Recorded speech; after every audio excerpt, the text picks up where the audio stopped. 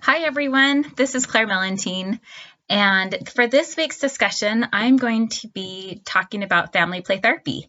And some of my classmates may not be very surprised by that, since this is one of my very favorite things to do and to talk about. But I thought that this would be a helpful discussion in our course to have. And, to talk about not only why it's important to include the smallest members of the family, but how we do this as well. And so to start off with our discussion this week, I want to talk about just some of the basics of family-based play therapy. And then I'll jump into the two different research papers that I have posted, as well as discussing some of these different theoretical models and how we can, work with the youngest members of the family system and not neglect them in the therapeutic process. So historically, family therapy models have really focused on the more executive functioning part of ourselves, meaning that for most family therapy models, it tends to be talk therapy orientated, which we know then that's using our executive functioning in our brain, right? We're learning how to understand each other, semantics, language, construction, all of that wonderful stuff. And we know that as adults, sometimes family problems can be hard enough to wrap our brains around, and we have fully developed brains, let alone for our younger members of the family whose brains aren't fully developed. They're still in process. Their language centers are still being developed. Their meaning centers are still being developed. When family problems arise that warrant the use of a family therapist, oftentimes the strategies and interventions that are employed, really focus on the more adult members and forget about these little ones, even though they are some of the most important members of the family. But historically, children have kind of been neglected in mental health. For a long time, it was believed that, young children wouldn't remember if they were exposed to distress or family problems or trauma or anything else, right? And they're kind of brushed off of, oh, they're just so little, they won't remember these things happen, so let's not talk about it. And what we know, though, from neuropsychobiology is children absolutely do remember. And they may, if trauma and relational trauma is happening in the pre-verbal stages of development, they may not have explicit memories that they can do recall and verbalize what happened. But we know, based through trauma research, especially, that our bodies remember, right? We have implicit memories. And when young children and children of all ages aren't involved in the healing processes that families need to undertake when they've, gone through hard things, when they're struggling in their relationships dynamics, when divorce happens, when separation happens, when trauma happens, what can happen is these trauma memories can be stored in their limbic system indefinitely, and that's going to impact attachment, physiological development, right? Relational development, social skills, emotional skills, all of these things that are kind of cornerstones for us to be successful members of society may be underdeveloped when a child does not receive, the therapeutic services that they need, and especially when the attachment system is neglected in the therapeutic process. And when we don't involve the children in the process, that repair work between the most crucial person in the child's world, which is the parent, that may have a long-lasting legacy throughout the child's development and into their development into adulthood and taking on adult roles and responsibilities and everything else. And so when we're talking about family therapy, and especially as we're becoming marriage and family therapists, we have to be thinking about the family system in these more holistic, systemic terms. And so for this week's reading, I've chosen two different family therapy approaches, family play therapy approaches, that have some similarities, but they come from really distinct theoretical backgrounds. And so the first one that I want to discuss is the Adlerian family play therapy. And this is from Chen, Roller, and Kottman. And so Adlerian play therapists, they incorporate the basic tenets of Adlerian psychology, which is based on an individual psychology. And so they bring the tenets of this to help families work through their struggles and to repair, relational roadblocks and attachment injuries.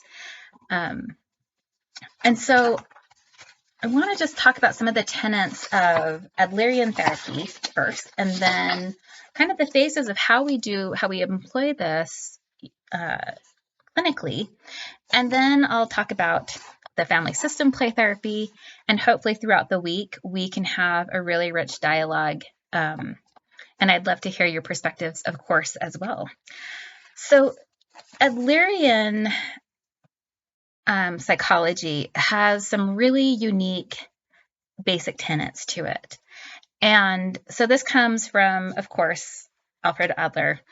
And he had, and his followers have some really interesting perspectives. They view family work through a systemic lens.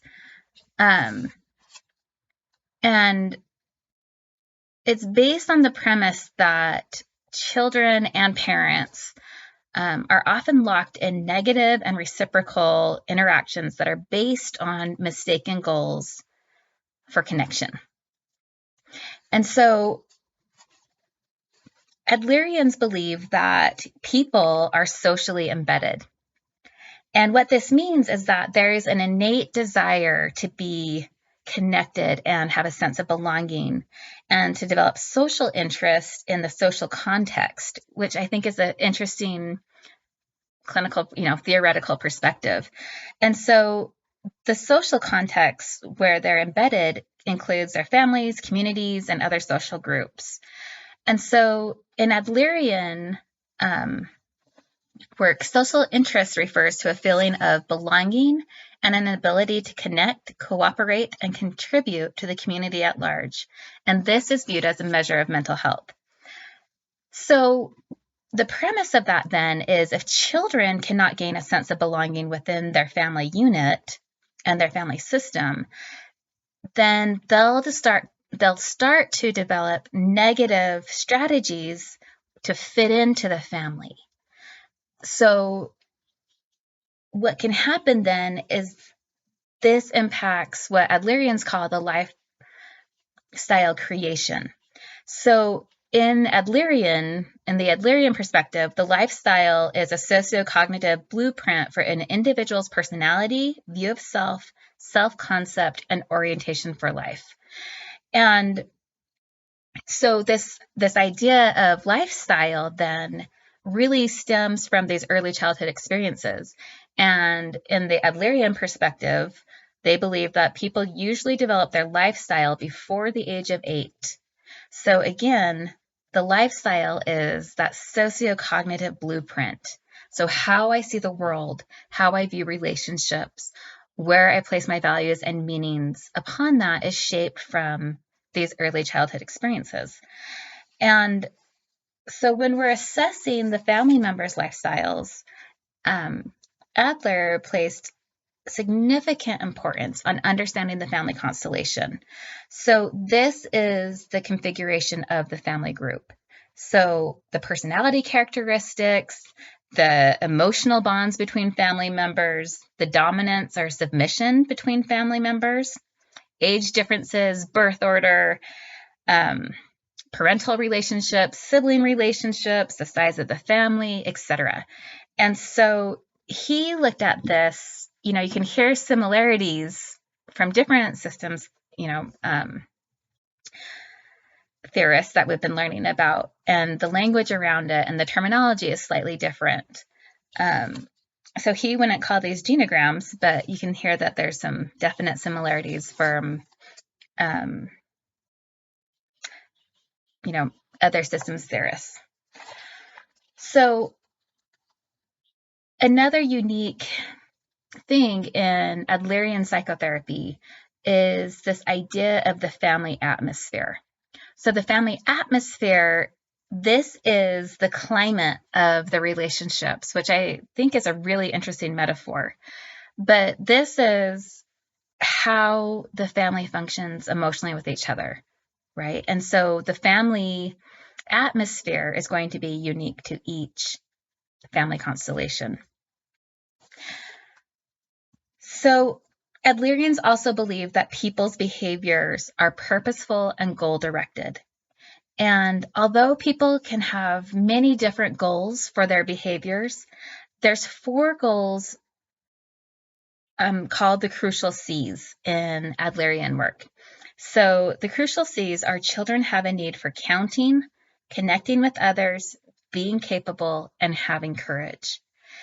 And when there's misbehavior, then the belief is that the goal of the misbehavior is attention, power, revenge, and proving inadequacy. So this becomes that self-fulfilling prophecy of I'm unworthy of love and belonging. And we can see if that's the message that's being replayed over and over and over in the family interactions, in the family constellation, in the family unit, then that's going to have a devastating consequence as that child continues to grow and develop. So there's 4 main phases of Adlerian play therapy. And the first phase is the Adlerian play therapist establish egalitarian relationships with each family member. And this is going to last throughout the therapeutic process. And so initially, this may be more non-directive work where it's really focused on rapport building, relationship building, and the development of trust and alliance. During the second phase, Adlerian play therapists not only observe family behavior and interactions, but also actively facilitate strategies such as questioning techniques and various creative and age-appropriate assessments. And so if you're working with young children or elementary school age children, this may look like a family puppet show, family art assessments. As they get a little bit older, you could involve family sand tray work.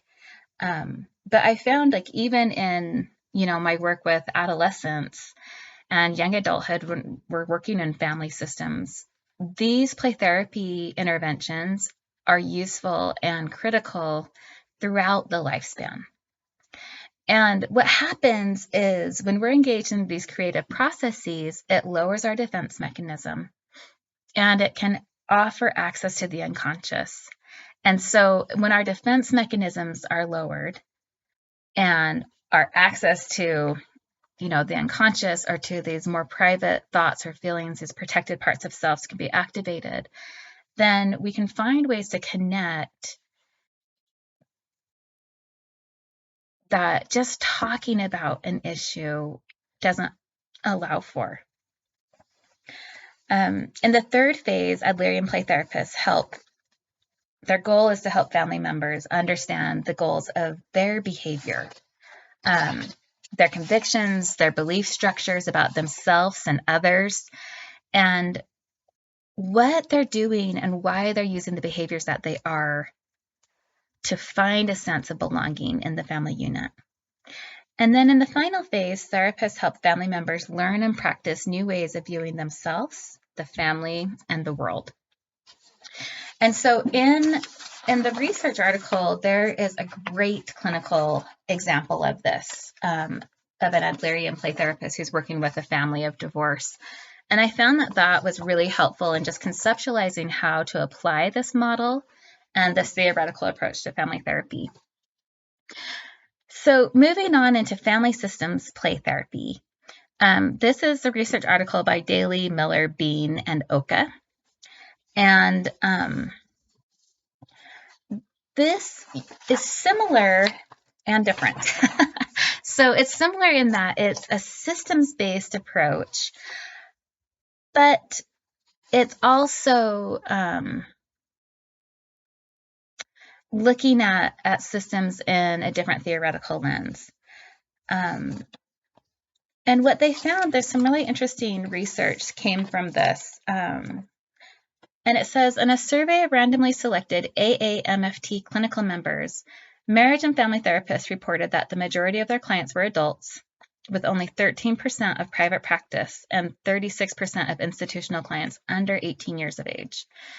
So they reported that client behavior problems ranked lowest among commonly reported presenting problems, and MFTs reported clinical work with children and adolescents. A large proportion of this was individual therapy as opposed to family therapy. And another interesting research came is that I said MFT's comfort level working with children and a lack of specific MFT models of child-focused treatment may explain MFT's exclusion of children in the family therapy. And so again, we know that historically this has been very common, but even recently, I mean, in the last decade, some of this research that's coming up shows that MFTs still are, very inadequately trained and understand the importance of how to involve children in the family therapy work and why. And so this is something that I think is so important. So really quickly over here. So in this model, in the systems approach of model, there is an assessment that's conducted in 2 phases. And so the first of which is a parent consultation meeting where only the parents were invited to give their perspectives about what's happening in the child, reinforcing parental hierarchy, and teaching parents about the importance of play therapy and why they need to be involved in the process themselves with their child. And then for the second part, the therapist observes initial family sessions with minimal intervention, but it's more so assessing how the relationship and roles play out, literally, as well as figuratively. And then as that begins to move into treatment, then it's educating and modeling how to play with children, first of all. But then that second part is the symbolic nature of play and helping the adults understand the metaphor that's playing out in front of them, literally, and what they can do then to make sense of this themselves and to change some of these more maladaptive strategies of engagement. What I found in my work is very often parents are uncomfortable. Even parents of young children are uncomfortable playing with them. And as we know, as we move into adulthood, adults are socialized out of playing. And so when you have young children, and especially young children who have been acting out or, exhibiting significant emotional distress, or there's a lack of attunement or connection or an impaired attachment system, allowing for the vulnerability that comes with playing with a child is sometimes some of the first steps that need to happen. And so in this integrative model that Daly et al., discussed, excuse me, as my paper's going all over, they're able to kind of walk through some of the basics of play therapy, some of the tools of the trade that you may need, and then as well as teaching the therapist the different treatment phases of therapy. And so common themes for restructuring the family system and the family hierarchy in their terms is, including interventions that can help define and strengthen boundaries within the parental subsystem, and then helping to establish the parents as the authoritative leaders of the system. So often parents feel so disenfranchised, and feel kind of hostage to the child's acting out behaviors. And so we want to help them learn how to work together as a team. If they're in a divorce situation, helping them to co-parent effectively together, and then teaching how to communicate and engage emotionally and connectively to one another is pretty crucial. So I hope, I'm like looking at the time and I've been talking for a long time. I hope that, throughout the week we can have a really rich dialogue about these different two theoretical perspectives of the use of family play therapy, as well as how we engage the youngest members in ways that can be playful and healing. Throughout the week, I'll post some videos that show different interventions, so you can see them as well. And anyways, I hope that this sparks some interest, and I'll look forward to hearing from each of you. Thanks, you guys. Have a great week.